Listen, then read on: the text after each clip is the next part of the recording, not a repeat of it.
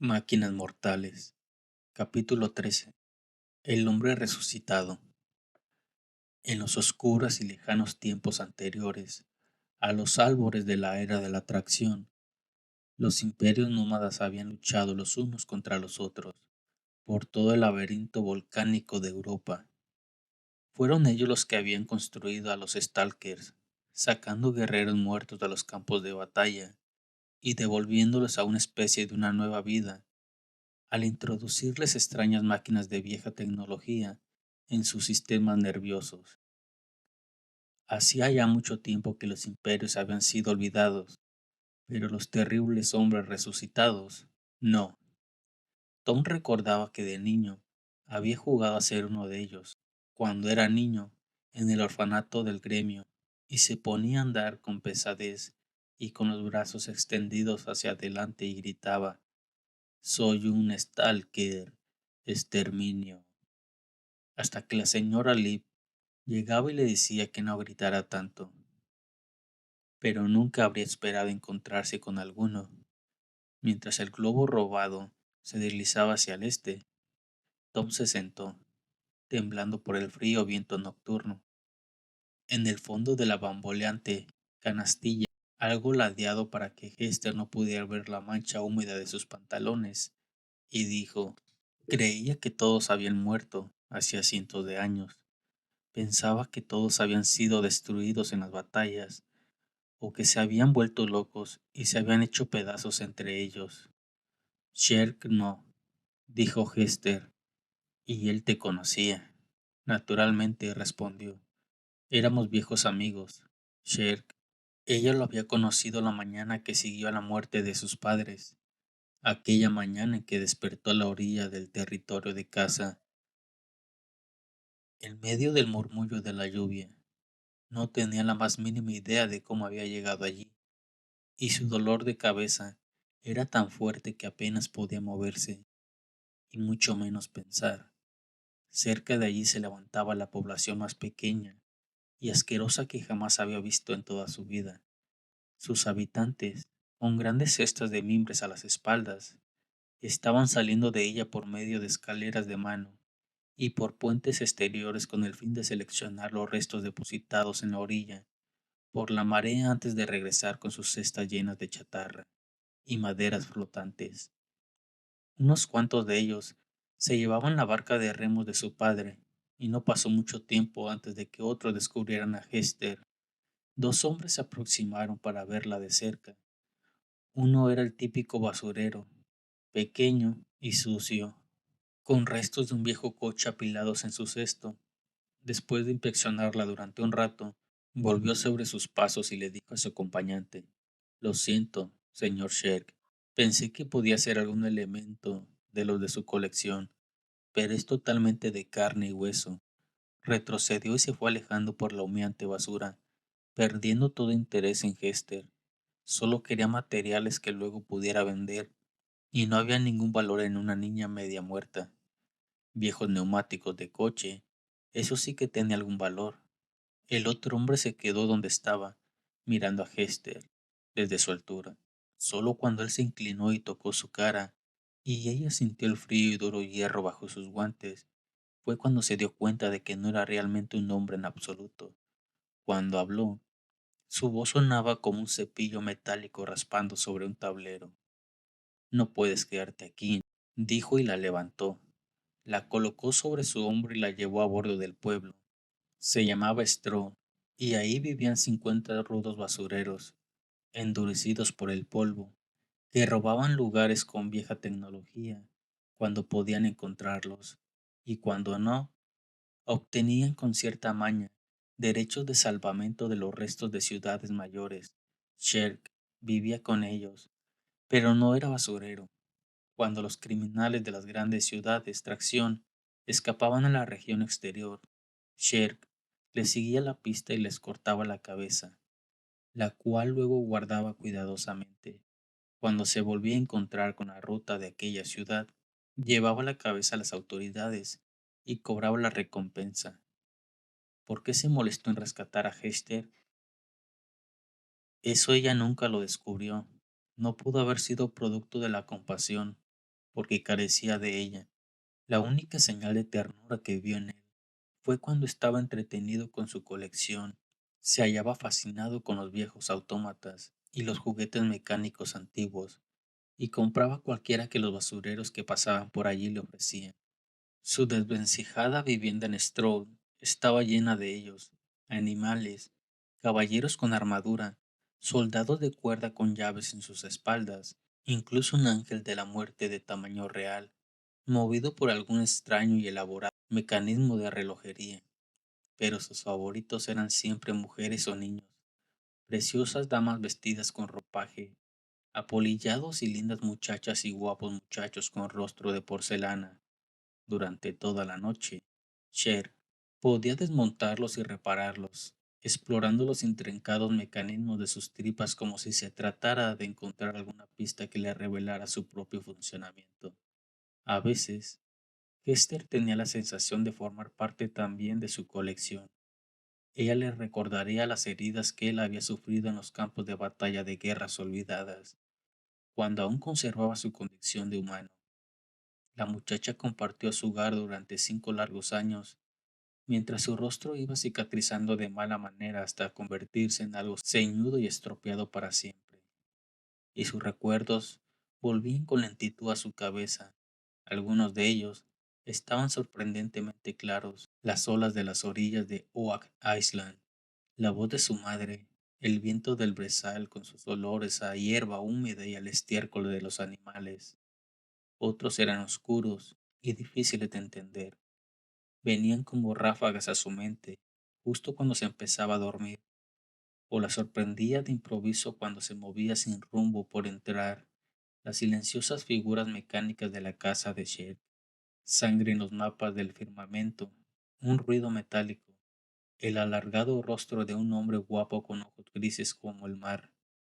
Eran fragmentos de recuerdos y debían ser cuidadosamente recogidos y compuestos como si de un rompecabezas se tratara, como los trozos de maquinaria que los basureros extraían. No fue hasta que ella oyó por casualidad algunos hombres contar historias sobre el gran Thaddeus Valentine que empezó a encontrarle algún sentido a todo aquello. Se dio cuenta de que reconocía aquel nombre. Era el del hombre que había matado a su madre y a su padre, y la había convertido a ella en un monstruo. Sabía lo que tenía que hacer sin siquiera pensar en ello. Habló con Sherk y le dijo que quería ir tras Valentine. No debes hacerlo, fue todo lo que le dijo el Stalker. Te matarán. Entonces ven conmigo. Le había rogado, pero sin éxito alguno. Él había oído hablar de Londres y del amor de Magnus Chrome por la tecnología. Pensaba que si se acercaba por allí, el gremio de los ingenieros se apoderaría de él y lo harían pedazos para estudiarlo en sus laboratorios secretos. No debes ir, era todo lo que conseguía que él le dijera. De todas formas, ella se fue. En un momento en el que estaba entretenido con sus robots, se dejó caer por una ventana, salió de Stroud y escapó por la región exterior, barrida por el viento, con un cuchillo robado colgado a la cintura, en busca de Londres y de venganza. No le he vuelto a ver desde entonces, le dijo a Tom, estremeciéndose de frío en la cesta del globo robado. Stroll se encontraba ahí abajo, en las orillas del mar Anglo, cuando me fui, pero aquí está Sherk, trabajando para Magnus Chrome, y a la espera de matarme. No tiene ningún sentido. Quizás heriste sus sentimientos cuando te escapaste, sugirió Tom. Sherk no tiene sentimientos, respondió Hester. Limpiaron todos sus recuerdos y sentimientos cuando lo convirtieron en un stalker. Su voz suena como si lo envidiara, pero al menos el sonido de su voz había conseguido calmarlo y había dejado de temblar. Se sentó a escuchar el silbido del viento, rozando los amarres del globo. Había una mancha oscura en las nubes del oeste, la cual él pensó que podía ser el humo procedente del puertuario. ¿Habrían conseguido los aviadores controlar los fuegos? ¿O había sido destruida su ciudad? ¿Qué habría pasado con Anna Fang? Se dio cuenta de que probablemente Sher la habría matado, junto con todos sus amigos, Aquella amable y alegre aviadora estaba muerta, tan muerta como sus propios padres. Era como si hubiera una maldición sobre su propia persona, que destruiría todo lo que fuera amable con él. Si no hubiera conocido nunca a Valentine, si se hubiera quedado a salvo en el museo donde pertenecía, quizá ella se encuentre bien, dijo Hester de repente, como si hubiera adivinado lo que él estaba pensando. Yo creo que Sherk solo estaba jugando con ella. En ningún momento sacó sus garras al exterior. ¿Tiene garras? Mientras ella no lo haya molestado mucho, probablemente él no haya desperdiciado su tiempo en matarla. ¿Y qué habrá sido del portuario? Supongo que si ha sufrido daños importantes, bajará en alguna parte para su reparación. Tom asintió. Entonces le vino un feliz pensamiento. ¿Crees que la señorita Funk vendrá a buscarnos? No lo sé, respondió Hester. Pero Sherk, seguro que sí. Tom miró de nuevo por encima de su hombro, horrorizado. Al menos dijo ella. Todavía vamos en la dirección correcta hacia Londres. Se asomó con cautela por el borde de la cesta. Las nubes quedaban por debajo de ellos como un blanco edredón, arrastrado por el campo, ocultando cualquier cosa que pudiera dar una pista de dónde se encontraban o hacia dónde se dirigían. ¿Cómo lo sabes?, preguntó él. Por las estrellas, naturalmente, respondió Hester. Mi madre me la enseñó. Era aviadora también. ¿Recuerdas? Había estado en todas partes, incluso fue a América en una ocasión. Tienes que utilizar las estrellas para encontrar tu camino en lugares que los que no hay cartas de navegación o señales de orientación. Mira, es la estrella polar, y esa constelación es la que los antiguos solían llamar Osa Mayor, pero la mayoría de la gente ahora la llama Ciudad. Y si mantenemos esa estrella a estribor, sabemos que no estamos dirigiéndonos hacia el noroeste. Hay tantas, dijo Tom, tratando de seguir la dirección de su dedo. Allí, sobre las nubes, sin velos de humo provenientes de ninguna ciudad ni de polvo de la región exterior, para ocultarlos. El cielo nocturno se veía salpicado de 1 millón de fríos puntos de luz. Nunca antes pensé que había tantas estrellas. Todas son soles ardiendo, allá lejos en el espacio, a miles y miles de kilómetros de distancia, dijo Hester, y Tom tuvo la sensación de que ella se sentía orgullosa de poder demostrarle cuánto sabía, excepto las que no son estrellas en absoluto. Algunas de las más brillantes son solo lunas mecánicas que los antiguos pusieron en órbita hace miles de años y que todavía giran y giran alrededor de la pobre y vieja Tierra. Tom fijó la vista en la rutilante oscuridad. ¿Y cuál es esa?, preguntó, señalando una brillante estrella situada allá abajo, hacia el este.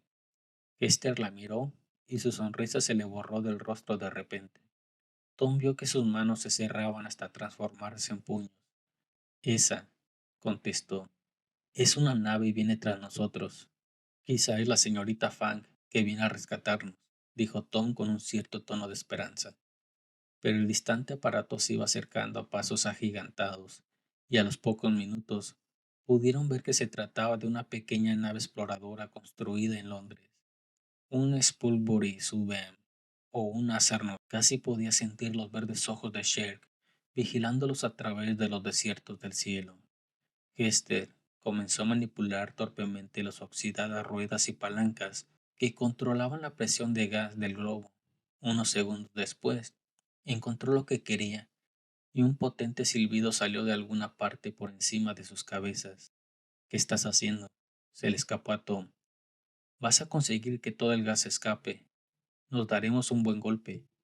Me estoy escondiendo de Sherk, replicó la muchacha, abriendo la válvula aún más, mirando hacia arriba. Tom vio que la bolsa de gas empezaba a desinflarse. Dirigió la vista hacia atrás, hacia la nave perseguidora. Iba ganando espacio, pero aún se encontraba a unos cuantos kilómetros. Existía la esperanza de que a esa distancia pudiera parecer como si el globo hubiera sufrido algún accidente. Con suerte, Sherk no adivinaría el plan de Hester. Podía suceder que aquella pequeña nave no estuviera armada con lanzacohetes y luego se hundieron en las nubes de abajo y no pudieron ver más. que turbulentas oleadas oscuras y a veces un rápido vislumbre de la luna en una tenue neblina por encima de ellos. La cesta crujía, la cubierta aleteaba ruidosamente y la válvula de gas silbaba como una serpiente irritada. Cuando toquemos tierra, escapa de la canastilla tan rápido como puedas, dijo Hester. Sí, replicó él, y entonces, ¿pero quieres decir que vamos a abandonar el globo? No tenemos la más mínima oportunidad contra Sherk en el aire, le explicó ella. Por suerte, en tierra firme, mi cabeza puede aventajar a la suya. En tierra firme, dijo Tom, como en un gemido. Oh, no, la región exterior otra vez no. El globo se hundió rápidamente. Vieron el negro paisaje tomar una forma cada vez más precisa por debajo de ellos, con grandes manchas de vegetación y unos pocos y débiles destellos de la luna por encima de sus cabezas. Gruesas nubes corrían hacia el este. No había señales de la nave de Sherk. Tom se protegió para el aterrizaje. El suelo estaba a unos 30 metros por debajo, luego a 20, luego a 10. Las ramas surgieron entonces y la cesta, resonando y arañando la base, comenzó a moverse a sacudidas y cayó, chocando contra la tierra enfangada, y saltó hacia el cielo, cayendo otra vez y volviendo a ascender. Salta, gritó Hester cuando la cesta volvió a tocar el suelo por segunda vez, y saltó, cayendo a través de las ramas, en espinosas sobre un suave colchón de barro. El globo salió disparado hacia arriba, y por un momento temió que Hester lo hubiera abandonado para que pereciera en aquella tierra hóspita. Hester gritó tan fuerte que se hizo daño en la garganta. Hester, y entonces se produjo un crujido en la maleza a unos cuantos pasos a su izquierda, y la vio dirigiéndose arranqueando hacia él. Oh, gracias a Kirke, susurró Tom. Esperaba que ella se detuviera y se sentara con él para descansar y agradecer a los dioses haberlos depositado en un terreno tan blando y húmedo, en lugar de sobre la dura piedra. Pero, por el contrario, ella siguió caminando una vez que lo sobrepasó, renqueando hacia el noroeste. Detente, le gritó Tom, aún demasiado agachado y tembloroso como para siquiera sostenerse en pie. Espera, ¿a dónde vas? Ella volteó para mirarlo, como si estuviera loco. A Londres, le contestó. Tom se dio la vuelta y gruñó, ahorrando fuerzas para una nueva y fatigosa caminata. Por encima de él, liberado de su carga, el globo regresaba al cielo, una oscura lágrima que pronto era tragada por el vientre de las nubes. Unos instantes después, oyó un zumbido de motores mientras la nave de Sherk salía disparada tras él. Luego, solo quedó la noche y el viento frío, y retazos de luna merodeando por las montañas rotas. Máquinas mortales. Capítulo 14. El ayuntamiento. Catherine decidió empezar por lo más alto, el día después que su padre dejara Londres.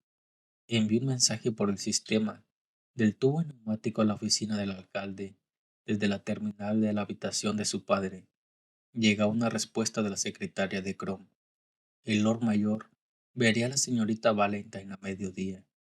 Catherine se dirigió a su vestidor y se puso sus ropas más prácticas para la ocasión, como si se tratara de una mujer de negocios. Unos estrechos pantalones negros y el abrigo gris con hombreras de aleta. Se sujetó el cabello por detrás con un pasador hecho con las luces traseras de un antiguo coche y sacó un elegante sombrero con orejas colgantes que había comprado 6 semanas antes, pero que aún no había tenido oportunidad de usar. Se puso color en los labios y suaves toques de rubor en la parte superior de los pómulos y se pintó un pequeño triángulo azul entre las cejas, una imitación de la marca del gremio, como la que llevaban las damas elegantes. Encontró un cuaderno y un lápiz y los introdujo en uno de los maletines negros de padre que tanta importancia daban, junto con el pase que le había regalado por su 15º cumpleaños, el pase de oro que le daba acceso a casi cualquier parte de Londres. Luego, estudió su aspecto en el espejo, imaginándose a sí misma una semana después, yendo a recibir a la expedición que regresaba. ¿Sería capaz de decirle a padre? Todo está perfecto ya. Lo entiendo todo. Ya no tienes nada que temer. A las 12 menos cuarto, se dirigía con perro a la estación de elevadores de Kirke Circus, disfrutando de las miradas que le dirigía la gente al pasar. Ahí va la señorita Catherine Valentine, imaginaba que decían. Salió para ver al Lord Mayor. Todo el personal del elevador conocía su cara. Le sonreían y decían, Buenos días, señorita Catherine. Le daban palmaditas a perro en la cabeza y no encontraban inconveniente alguno en mirarla pasar mientras abordaba el 1152, con destino a plataforma superior. El elevador zumbó en dirección ascendente. Luego, ella caminó a paso rápido por Paternoster Square, donde perro se quedó mirando pensativamente a las palomas que revoloteaban por allí, y estiró las orejas ante los sonidos de los trabajadores de reparación del interior de San Pablo. Pronto se encontró ascendiendo por las escaleras del ayuntamiento y conducida a un minúsculo elevador interno, y a las 12 menos un minuto atravesaba la puerta circular de bronce de la oficina privada del alcalde. Ah, señorita Valentine, llegó usted un minuto antes de la hora. Levantó la vista Chrome desde el otro extremo de su enorme mesa y siguió con el informe que había estado leyendo. Detrás de su cabeza había una ventana redonda con una vista de San Pablo que parecía oscilante e irreal a través de aquel grueso cristal, como un templo hundido visto a través de agua clara. El sol se formaba tenue sobre los paneles de bronce sin brillo de las paredes de la oficina. No había cuadros, no colgaba la más mínima decoración de ningún tipo, y el suelo era de metal desnudo. Catherine se estremeció, sintiendo que el frío le subía por las suelas de los zapatos. El Lord Mayor la tuvo esperando durante 59 silenciosos segundos, que parecieron alargarse al infinito. Ella empezaba a sentirse por completo incómoda. Para cuando él dejó el informe, sonrió débilmente, como alguien que nunca había visto una sonrisa, pero que ha leído un libro acerca de cómo se hace. Tengo la satisfacción de decirle que acabo de recibir una señal de radio codificada procedente de la expedición de su padre, poco antes de que salieran fuera de cobertura. Dijo, todo está perfecto a bordo del elevador 13º nivel. Bien, exclamó Catherine, aunque sabía que aquella sería la última noticia que tendría de padre, hasta que no estuviera viajando otra vez de vuelta a casa. Ni siquiera los ingenieros habían sido nunca capaces de enviar señales de radio más allá de unos pocos cientos de kilómetros. ¿Hay algo más? Preguntó Chrome. Sí, respondió Catherine, y vaciló. Por miedo a que fuera a sonar tonto, enfrentada allí con la fría oficina de Chrome y su aún más fría sonrisa, deseó no haberse puesto tanto maquillaje, ni haberse vestido con esas ropas tan formales, pero aquello era lo que había venido, de todas formas, así que soltó de repente. Quiero saber qué ocurre con aquella muchacha y por qué trató de matar a mi padre. La sonrisa del alcalde se desvaneció. Su padre nunca ha considerado conveniente contarme quién es. No tengo ni idea de por qué está tan empeñada en matarlo. ¿Cree usted que tiene algo que ver con Medusa? La mirada de Chrome se volvió unos cuantos grados más fría. Ese asunto no le concierne a usted, le espetó. ¿Qué ha contado Valentine? Nada, respondió Catherine sintiéndose turbada. Pero veo que él está alarmado y necesito saber por qué, puesto que... Escúchame, niña, dijo Chrome mientras se ponía de pie y le daba la vuelta a la mesa para acercarse. Unas delgadas manos la tomaron de los hombros. Si Valentine tiene secretos contigo, será por alguna buena razón. Hay aspectos de su trabajo que no podrías ni comenzar a entender. Recuerda, él empezó de la nada. Era un mero basurero de la región exterior antes de que yo tomara cierto interés por él. ¿Quieres verlo reducido a eso de nuevo? ¿O a algo peor? Catherine sintió como si le hubieran dado una bofetada. Su cara le ardía de la ira, pero consiguió controlarse. Vete a casa a esperar su regreso, ordenó Chrome, y deja los asuntos de los mayores para los que puedan entenderlo. No hables con nadie de la muchacha, ni de Medusa. Asuntos de mayores, pensó Catherine con enfado. ¿Cuántos años cree que tengo? Pero hizo una inclinación de cabeza y dijo suavemente, sí, Lord Mayor. Y luego, vamos, perro, y no traigas ese animal a la plataforma superior de nuevo, le lanzó Chrome, con una voz que la siguió hasta la oficina exterior, donde las secretarias se voltearon para mirarla y ver su rostro furioso lleno de lágrimas. De vuelta en el elevador hacia Kirke Circus, ella susurró en el oído de su lobo, ya va a ver este perro.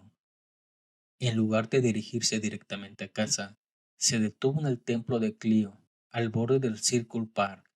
Allí, en la perfumada oscuridad, se calmó y trató de pensar en los siguientes pasos que iba a dar. De que Nicholas Kirke había sido declarado Dios, la mayor parte de los londinenses habían dejado de dedicar muchos de sus pensamientos a los dioses y diosas más antiguos, así que Catherine tenía todo el templo para ella sola. Le gustaba Clio, quien había sido la diosa de su madre allá en Puerto Ángeles, y cuya estatua se parecía un poco más a mamá también, con sus amables ojos oscuros y su paciente sonrisa. Recordaba lo que mamá le había enseñado sobre cómo la pobre diosa estaba siendo empujada hacia el futuro en un constante retroceso por la tormenta del progreso, pero también sobre cómo podría regresar algunas veces a inspirar a la gente para que cambiaran todo el curso de la historia. Al mirar hacia el suave rostro de la estatua dijo, ¿qué debo hacer, Clio? ¿Cómo puedo ayudar a mi padre si el alcalde no me quiere decir nada? Ella no esperaba realmente una respuesta, y ninguna se produjo tampoco, así que rezó una rápida oración por padre y otra por el pobre Tom Nasworthy. Hizo sus ofrendas y salió del templo. No fue hasta la mitad del trayecto hacia Clio House que le sobrevino la idea, un pensamiento tan inesperado que podía haber sido enviado hasta ella por la propia diosa. Ahora recordaba Catherine cómo, mientras avanzaba hacia los toboganes de la basura, la noche que en Tom cayó, ella se había cruzado con alguien que iba en la dirección contraria, un joven aprendiz de ingeniero, con un aspecto tan pálido y una expresión tan patética que estaba segura de que él había presenciado lo que había sucedido. Apretó el paso hacia su casa entre la vegetación del soleado parque. Aquel joven ingeniero debía de tener la respuesta. Tenía que volver a la entraña y buscarlo allí. Averiguaría lo que estaba sucediendo sin necesidad de la ayuda de aquel perverso viejo, Magnus Grom.